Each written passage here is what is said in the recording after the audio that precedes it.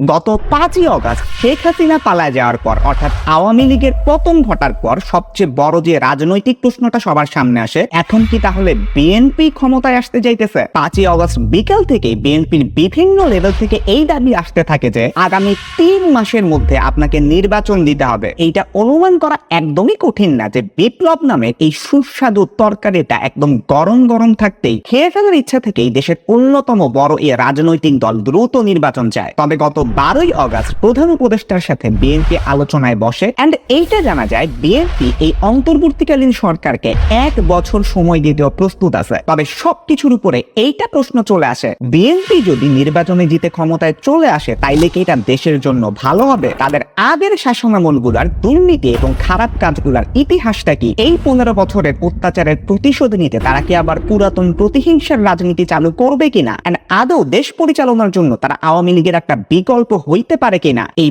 পুরো ব্যাপারটাই আমি আজকের ভিডিওতে এক্সপ্লেইন করার চেষ্টা করব। তো চলুন শুরু করা যাক। আপনি একটা ব্যাপার হয়তো খেয়াল করছেন, আওয়ামী লীগের পতনের পরে বিএনপির পপুলারিটি যতটা না বাড়ছে তার থেকে বেশি পপুলার হয়েছে দুইজন স্পেসিফিক মানুষ। একজন হচ্ছেন তারেক রহমান এবং দ্বিতীয়জন লুৎফুজ্জামান বাবর। তারেক রহমান 5 তারিখ জাতির উদ্দেশ্যে দেওয়া একটা ভাষণ দিয়ে বেশ ভালো রকমের লাইমলাইটে আসেন। তাকে ব্যঙ্গ করে লেখা একটা কার্টুন শেয়ার দিয়ে বেশ ভালো রকমের পজিটিভ কথাবার্তা বলেন। বিএনপির আমলে বাক স্বাধীনতা ছিল, মিডিয়ার উপরে কন্ট্রোল ছিল না, এইসব বুঝায় কার্টুনিস্টদেরকে আরো কার্টুন আঁকতে উৎসাহিত করেন। এইটা কি আসলে একটা পিআর স্টান্ট নাকি আসলেই তারেক রহমান বাক স্বাধীনতাকে সাপোর্ট করতেছে? এইটা নিয়ে সোশ্যাল মিডিয়ায় ব্যাপক আলোচনা হয়েছে। তারেক রহমানের চেয়েও জনপ্রিয়তায় অনেক দূর আগায় গেছেন বিএনপির গতবারের স্বরাষ্ট্র প্রতিমন্ত্রী লুৎফুজ্জামান বাবর। সোশ্যাল মিডিয়ায় তাকে নিয়ে তো একেবারে তোলপাড়, সবসময় চুলে জেল মেখা স্পাইক করে থাকেন, তার ঠোঁট কামড়ে রাখা এই ছবিটা কিন্তু ব্যাপক ভাইরাল হয়েছে। এই লুৎফুজ্জামান বাবরকে কিন্তু বলা হয় ভারতের জম। শেখ হাসিনার সরকার ভারতের সাথে একের পর এক অসম চুক্তি করে অনেকটা বাংলাদেশকে ভারতের কলোনি বানায় ফেলার যে প্রচেষ্টাটা করতেছিলেন,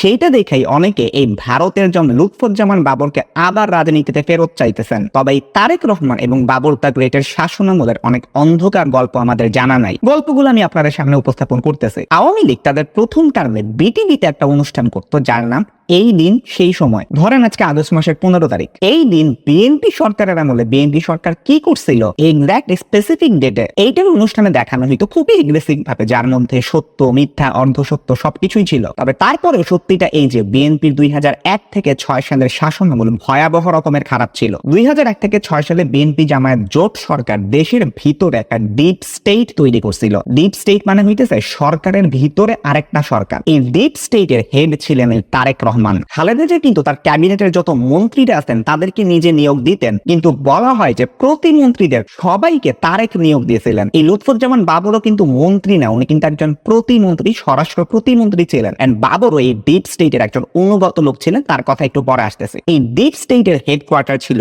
বনানীতে অবস্থিত 13 নম্বর সড়কের 53 নম্বর বাড়ি, যার নাম হাওয়া, বা এইটাই সেই বিখ্যাত হাওয়া ভবন। এইটা মূলত ছিল বিএনপির চেয়ারপারসনের একটা রাজনৈতিক কার্যালয়। ওইখানে খালেদা জিয়া তখন নিয়মিত বসতেন না, আর তখন বিএনপির সিনিয়র যুগ্ম মহাসচিব ছিলেন এই তারেক রহমান। এইখানে উনি তার ঘনিষ্ঠ মানুষদেরকে নিয়ে নিয়মিত বসতেন, আড্ডা দিতেন। এদেরকে নিয়ে তারেক বিভিন্ন বড় বড় জায়গাতে বসাইতেন। আর তারেকের নাম ভাঙায় চাঁদাবাজি, টেন্ডারবাজি, দখলবাজি, নিজের পরিচিত লোককে চাকরি দেওয়া, নির্বাচনে মনোনয়ন, প্রত্যেকটা সেক্টরে দুর্নীতি ছড়ায় ছিল, যেমনটা আমরা আওয়ামী আমলেও দেখছি। এই হাওয়া ভবনের সিইও কিন্তু ছিলেন তারেক রহমানের ছোটবেলার বন্ধু আর বিজনেস পার্টনার গিয়াসউদ্দিন আল মামুন। 1/11 পরে যৌথ বাহিনীর হাতে উনি ধরা পড়েন, বেশ কয়েকটা মামলা হয়, এতদিন জেলে ছিলেন। কিছুদিন আগে আওয়ামী লীগের পতনের পরে এই মামুন জেল থেকে ছাড়া পান। একটা করে দুর্নীতির এক্সাম্পল বলি। তৎকালীন সময় শিক্ষামন্ত্রী ছিলেন ওসমান ফারুক। 2006 সালে মার্কিন দূতাবাসের একজন কর্মকর্তার কাছে উনি বলছিলেন বিএনপি জামায়াত জোট সরকারটা যেটা ছিল ওইখানে সরকারের মন্ত্রিসভাতে মাত্র 29 জন সদস্য থাকার কথা ছিল, কিন্তু তারেক রহমানের ইনফ্লুয়েন্সে অবশেষে ক্যাবিনেটে মোট 60 জন মন্ত্রী প্রতিমন্ত্রী রাখা হয়। এই যে এক্সট্রা মন্ত্রী প্রতিমন্ত্রী নিয়োগ দিল, এইটার মাধ্যমে তারেক রহমান এবং তার সহযোগীরা বিপুল পরিমাণ অর্থ হাতায় নেয়। সেকেন্ড এক্সাম্পল, মার্কিন দূতাবাসেরই আরেকটা সূত্র বলতেছে তারেক রহমান কোটি কোটি ডলারের অবৈধ সম্পদ সংগ্রহ করছেন। ঢাকায় আগে একজন মার্কিন রাষ্ট্রদূত ছিলেন যার নাম জেমস এফ মরিয়ার্টি। উনি বলতেছেন তারেক রহমান শুধুমাত্র যে মোনেম কনস্ট্রাকশনের মতন একটা লোকাল কোম্পানির কাছ থেকে ঘুষ খাইছেন এমন না, বলে রাখি মোনেম কনস্ট্রাকশন তারেক রহমানকে 4.5 লক্ষ মার্কিন ডলার ঘুষ দিছিল। 2008 সালের 3 নভেম্বর ঢাকার মার্কিন দূতাবাসের আরেকটা তার বার্তা থেকে এইটা জানা যায় এই তারেক রহমান আল আমিন কনস্ট্রাকশনের মালিক আমিন আহমেদকে হুমকি দিচ্ছেন, তুমি যদি আমাকে $1.5 লাখ না দাও তাহলে তোমার কোম্পানি আমি বন্ধ করে দিব। এটা ছাড়াও রেজা কনস্ট্রাকশন লিমিটেড,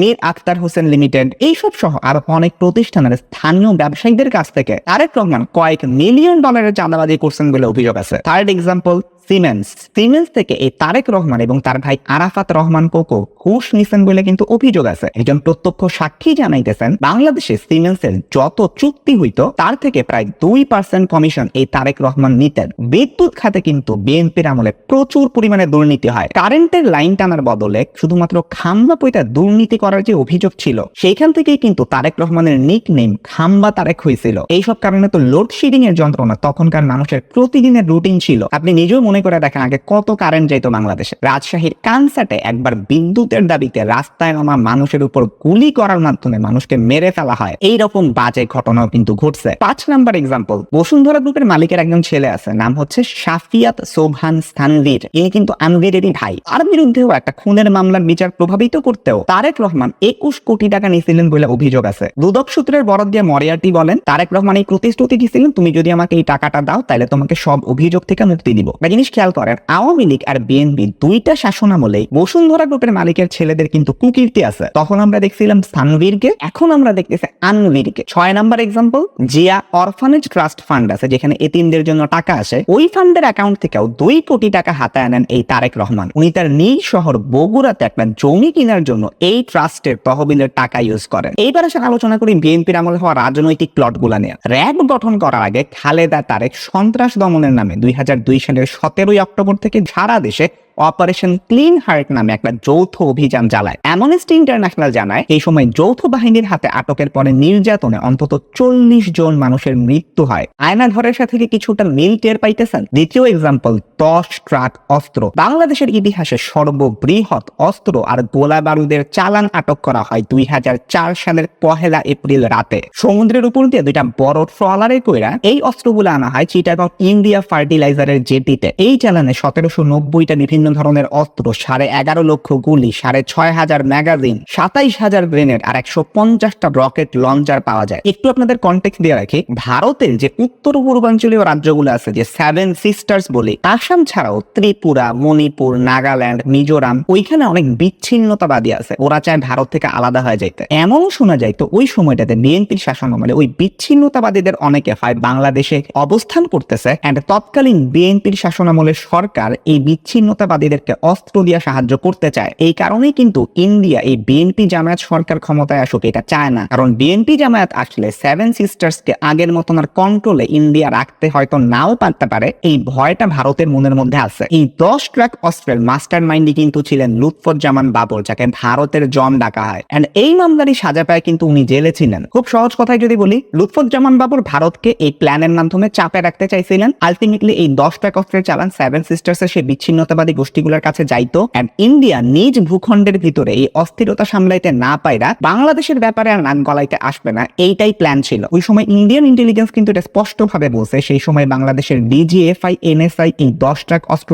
চালানের সাথে জড়িত ছিল, এন্ড এইটা থেকেই বোঝা যায় এই ব্যাপারে রাষ্ট্রীয় মদদ ছিল। 3 নম্বর এক্সাম্পল আসি, 21 আগস্ট বোমা হামলা। ডেইলি স্টারের 2009 সালের একটা রিপোর্টের মতে 2004 সালের 14 আগস্ট রাতে হাওয়া ভবনে বসে স্বরাষ্ট্র প্রতিমন্ত্রী বাবর, উপমন্ত্রী পিন্টু সহ জঙ্গি সংগঠন হুজির নেতারা বৈঠক করে শেখ হাসিনাকে গ্রেনেড হামলার মাধ্যমে মেরে ফেলার পরিকল্পনা করে। বাবরের বক্তব্য ছিল, গ্রেনেড কোনো সমস্যা না, বলা ভালো ওই বছরের এপ্রিলে 10 ট্রাক অস্ত্র উদ্ধার করা সম্ভব হইলেও এক্সট্রা আরো 2টা ট্রাক ছিল যেগুলা গায়েব হয়ে গেছে বলে জানা যায়। এই গ্রেনেড হামলায় আরজিএস গ্রেনেডও ব্যবহার হয়েছিল, যেটা প্রচন্ড শক্তিশালী। এই গ্রেনেড ওই হারায় যাওয়া 2টা ট্রাক থেকে আসছে কিনা এই ব্যাপারে কানেকশনটা উড়ায় দেওয়া যায় না। পরে 21 আগস্ট ঢাকার আওয়ামী লীগের সমাবেশে গ্রেনেড হামলা করে হরকাতুল জিহাদ আল ইসলামী বা হুজির জঙ্গিরা। এইখানে তাদের নেতা ছিল মুফতি হান্নান, আর তার নির্দেশনায় ওই আক্রমণে ছিল প্রশিক্ষিত 12 জন জঙ্গি। ওই হামলায় মহিলা আওয়ামী লীগের সভানেত্রী আইভি রহমান সহ 22 জন নিহত হন। আইভি রহমান কিন্তু হচ্ছে আমাদের নাজমুল হাসান পাপনকে তো আপনারা সবাই চিনেন। এই নাজমুল হাসান পাপনের আম্মাই কিন্তু হচ্ছে আইভি রহমান, যিনি সেই 21 আগস্টে গ্রেনেড হামলায় মারা গেছিলেন। আর পাপনের বাবা তো হচ্ছে জিল্লুর রহমান, যিনি বাংলাদেশের 14তম রাষ্ট্রপতি ছিলেন।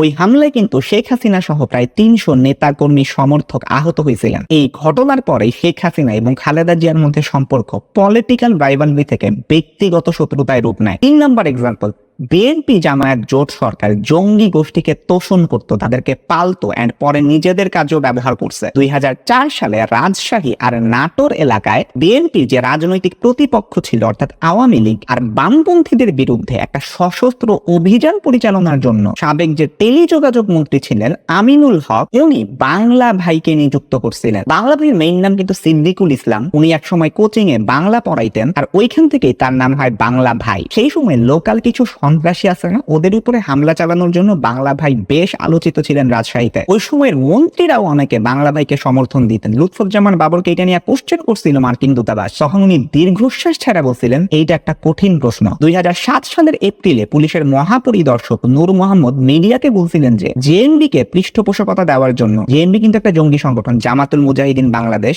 যার প্রতিষ্ঠাতাই ছিলেন এই বাংলা ভাই শায়েখ আব্দুর রহমানের মতন মানুষরা। এই জেএমবির পৃষ্ঠপোষকতার সঙ্গে ভূমি প্রতিমন্ত্রী রুহুল কুদ্দুস তালুকদার দুলু, আমিনুল হক এবং সাবেক সংসদ সদস্য নাদিম মুস্তাফা জড়িত। তারেক রহমান যে এসবের বাইরে ছিল এমন কিন্তু না। এই ভূমি প্রতিমন্ত্রী রুহুল কুদ্দুস তালুকদার দুলু উনি একবার তারেক রহমানের সাথে ফোনে কথা বলেন এন্ড তার নির্দেশে পরবর্তীতে বাংলা ভাইয়ের প্রধান সহযোগী যার নাম খামারু, এই খামারুকে ছেড়ে দিতে বাধ্য হয় র্যাব। দুইটা জিনিস খেয়াল করেন, ওই সময় প্রতিমন্ত্রীদের কি পরিমাণ পাওয়ার ছিল, যাদের নিয়োগ মূলতই হয়েছে এই তারেক রহমানের মাধ্যমে, আর কিভাবে তারা সেই সময় জঙ্গি গোষ্ঠীগুলারে পালতো। 2005 সালের 17 আগস্ট 63টা জেলায় একসাথে প্রায় 500 বোমা ফাটায় প্রচলিত আইন বদলায় আল্লাহর আইন কায়েমের দাবি জানায় জেএমবি। সারা দেশে এভাবে একযোগে বোমা হামলা বাংলাদেশের ইতিহাসে এর আগে হয় নাই। এইরকম ভয়াবহতা তৎকালীন জঙ্গি গোষ্ঠীগুলো চালাইছিল। তবে তৎকালীন সরকারের ঘুম ভাঙতে খুব বেশি দেরি হয় নাই। 2005 সালের 21 ফেব্রুয়ারি নাশকতামূলক তৎপরতার অভিযোগে জেএমবি এবং জেএমজিবির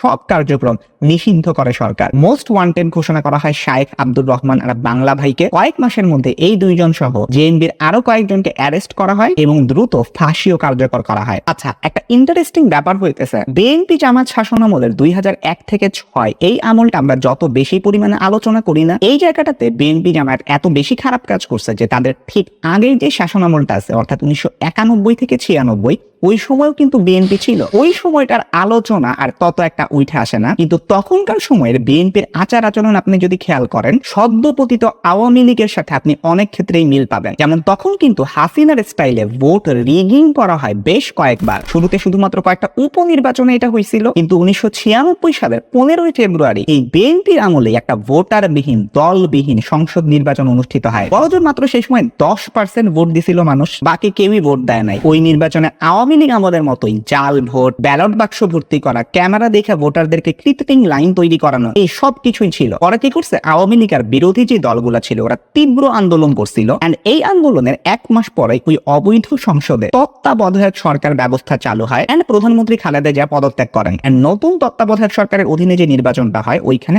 আওয়ামী লীগ জিতার পরে ক্ষমতায় আসে। বলা ভালো ওই সরকারেরও কিন্তু একজন উপদেষ্টা ছিলেন আজকের এই ডক্টর মোহাম্মদ ইউনূস, মানে ওই তত্ত্বাবধায়ক সরকারের একজন উপদেষ্টা। ভোট চুরি করা ছাড়াও 91-96 আমলে নেপোটিজমের একটা বড় ইফেক্ট দেখা যায়। নিজের পরিবারের মানুষকে বেশি বেশি তোষণ করা, ওদেরকে বেশি বেশি চাকরি দেওয়া, ওদেরকে অর্থ সম্পদের মালিক বানানো। ওই আমলে খালেদা জিয়ার পরিবার বিভিন্ন প্রতিষ্ঠান নামে মাত্র কিনা নেয়া বা অবৈধভাবে মালিকানা দখল করার পরে বিপুল পরিমাণ অর্থ সম্পদের মালিক হয়ে যান। এখন একটা জিনিস খেয়াল করেন, বিএনপি 1996 ভুয়া নির্বাচন দিছে, 2006 সালের তত্ত্বাবধায়ক সরকারে নিজেদের লোক ঢোকানোর অপচেষ্টা করছে। এই দিক থেকে তাদেরকে আপনি আওয়ামী লীগের তুলনায় একটা সফট ইভিল বলতে পারেন। তবে আলটিমেটলি তারা কিন্তু তখন ক্ষমতা ছাড়ছিল আন্দোলনের মুখে, কচ্ছপের কামড় দিয়ে একেবারে গোলদিন ধুয়ে রাখে নাই। এই দিক থেকে তাদেরকে একটা ক্রেডিট আপনি দিতে পারবেন, যেহেতু আপনি শেখ হাসিনারে দেখছেন কিভাবে সে গোদি ছাড়তেই চাইতেছিল না। আমরা ভিডিওর একেবারে শেষে চলে আসছি। শেষে একটা কথাই বলতে হয়, আওয়ামী লীগ আর বিএনপির যে রাজনীতিটা আছে এটাকে অর্থনীতির একটা থিওরি ডুওপোলির সাথে তুলনা করা যায়, যেখানে মার্কেটে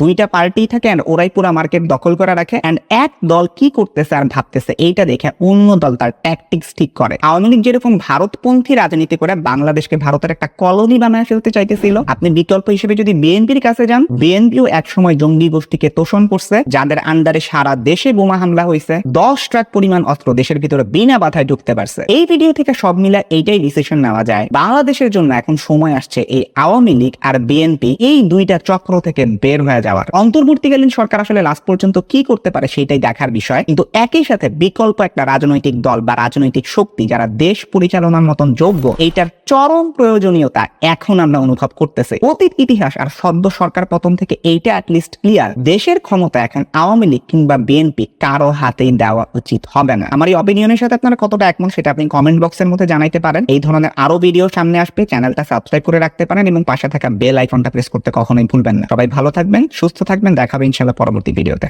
আল্লাহ হাফেজ।